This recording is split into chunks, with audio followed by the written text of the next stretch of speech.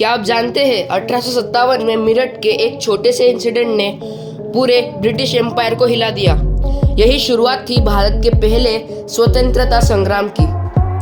Revolt of 1857 सिर्फ एक revolt नहीं था, यह एक नेशन वाइड अपराइजिंग थी। इसमें सोल्जर्स, सिविलियंस और लोकल रूलर्स सभी ने मिलकर ब्रिटिश ईस्ट इंडिया कंपनी के खिलाफ आवाज उठाई।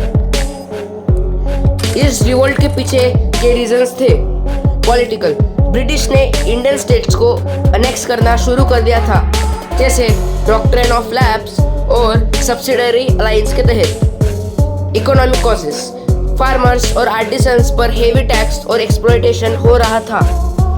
Third, social and religious causes, British ने लोकल कस्टम्स में इंटरफेयर किया, नए लॉज और पॉलिसीज इम्पोज की। मिलिट्री कॉजेस, इंडियन सिपाहीज को लो पे और अनफेयर ट्रीटमेंट मिला और उन्हें नए राइफल कार्ट्रिजेस यूज करने पड़े जो काऊ और पिग के फैट से ग्रीस किए गए थे। अब बात करते हैं रिवोल्ट के टाइमलाइन की। 10 मई 1857 मेरठ में सिपाहीज ने रिवोल्ट स्टार्ट कर दिया। 11 से 20 में रिबेल्स दिल्ली की तरफ मार्च करते हैं और बहादुर शाह दो को एम्परर डिक्लेयर करते हैं। जून 1857 दिल्ली का सीज शुरू होता है। ब्रिटिश फोर्सेस और रिबेल्स के बीच इंटेंस फाइटिंग। जुलाई 1857 रिवोल्ट कानपुर, लखनऊ और झांसी तक स्प्रेड हो चुका था। झांसी, रानी लक्ष्मीबाई अपनी ब्रेवरी और लीडरशिप के लिए फेमस होती है। तात्या तोपे, एक मिलिट्री कमांडर जो ग्यूरिला टैक्टिक्स यूज करता है। ब्रिटिश धीरे धीरे कंट्रोल रिगेन करते हैं क्योंकि उनके पास पहले ही बहुत सारी संपत्ति थी, लेकिन रिवोल्ट का इम्पैक्ट पूरे इंडिया में फील होता है। मेरठ से दिल्ली का मार्च एक हिस्टोरिक जर्नी थी, जहां सिपाहीज और रिबेल्स ने अपने देशभक्ति के लिए हर मुश्किल का सामना किया। दिल्ली की गैरिसन में रिबेल्स और ब्रिटिश के बीच भयंकर फाइटिंग होती है। फोर्ट वॉल्स पे स्मोक और डिब्रिस का सीन एक ट्रैजिक और इंटेंस बैटलफील्ड का एक्सपीरियंस देता है। कानपुर और लखनऊ में रिवोल्ट का सीन और भी इंटेंस था।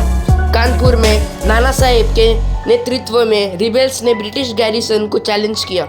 स्ट्रीट्स और मार्केट्स में चाओस था, स्मोक और फायर हर जगह दिख रहा था। लखनऊ में बेगम हजरत महल ने अपने लोगों को ऑर्गेनाइज किया और ब्रिटिश को काफ़ी टाइम तक होल्ड किया।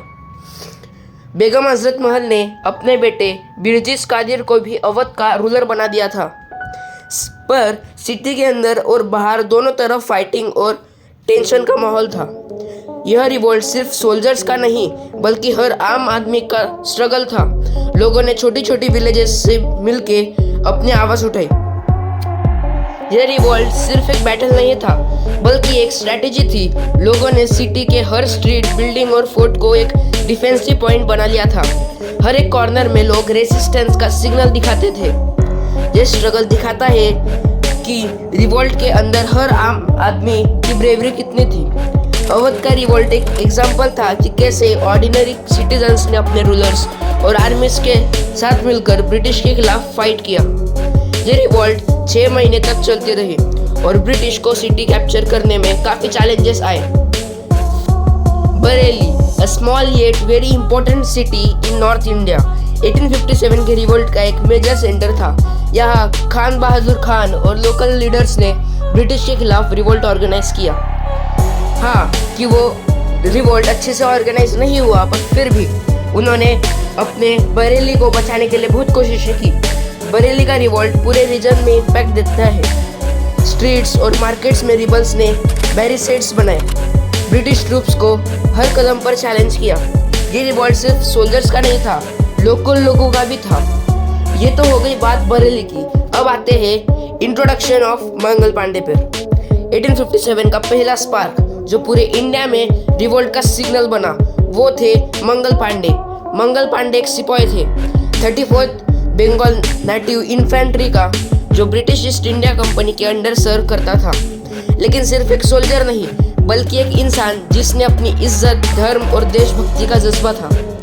जब ब्रिटिश ने नई कार्ट्रिजेस इंट्रोड्यूस की जो काऊ और पिग के फैट से ग्रीस की गई थी। ऐसी न्यूज़ तब फैल चुकी थी।